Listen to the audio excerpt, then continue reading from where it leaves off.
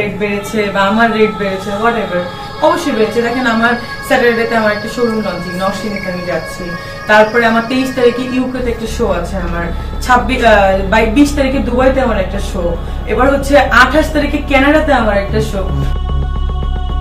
এতদিন পর মিষ্টি জান্নাত স্বীকার করলো যে শাকিব খানের সাথে নিজের নাম জড়িয়ে সে ভাইরাল হওয়ার চেষ্টা করেছিল এবং কাজটিতে সে সফলও হয়েছে। আমি জানি হতে পারে, অবশ্যই তাই, কারণ অবশ্যই ভাইরাল হয়েছি বলেই পাচ্ছি, আলোচনা হচ্ছে। আমি কিন্তু ইচ্ছাকৃতভাবে ভাইরালটা উপভোগ করছেন।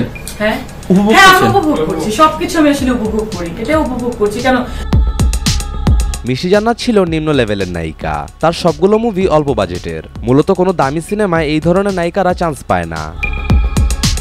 আর্টিস্টদের সবকিছু একটা সাসপেন্স থাকুক, একটা সিনেমা আমাদের কথা চলছে, সাইনিং হয়েছে তার আমার, তো ওইভাবে একটা আমি ব্যাপারটা রাখতে চেয়েছিলাম, যেটা সিনেমার ডিক্লারেশন আসুক বাট একটা সাসপেন্স থাকুক, মানুষ বুঝুক।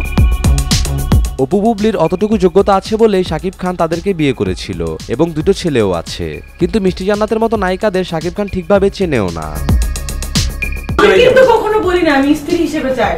আমাকে কিন্তু জার্নালিস্টরা প্রশ্ন করেছিলেন যে যখন ফুটবল টুর্নামেন্ট ছিল, আপনি কিনা, আপনি ডক্টর, আপনি বিদেশে পড়াশোনা করছেন, এখন ইউকেতে থাকেন। সবশেষে মিষ্টি জান্নাত এই ভিডিওর মাধ্যমে বুঝিয়ে দিল যে সে এতদিন মিথ্যা কথা বলেছে, ভক্তদের মাঝে সে একটি গুজব ছড়িয়ে দিয়েছে।